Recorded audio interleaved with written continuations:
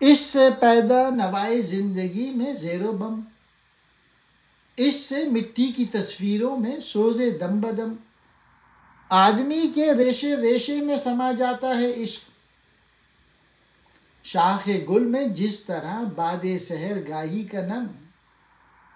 जिंदगी की दिलकशी बल्कि इसका वजूद इश्क पर मौकूफ़ है। जिंदगी से इश्क को खारिज कर दिया जाए तो जिंदगी ख़त्म हो जाएगी, फिर इंसान और हैवान में कोई फ़र्क नहीं रहेगा। इंसान में सोच और गुदास की जो कैफियत पाई जाती है, ये सब इश्क ही की बदौलत है। जिंदगी के नगमे में ऊंचे नीचे सुर इश्क की बरकत से पैदा होते हैं।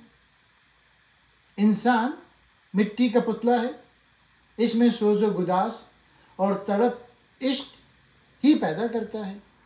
इश्क इंसान की रग रग में कुछ इस अंदाज से समा जाता है जिस तरह फूल की शाख में सुबह की हवा की नमी समा जाती है।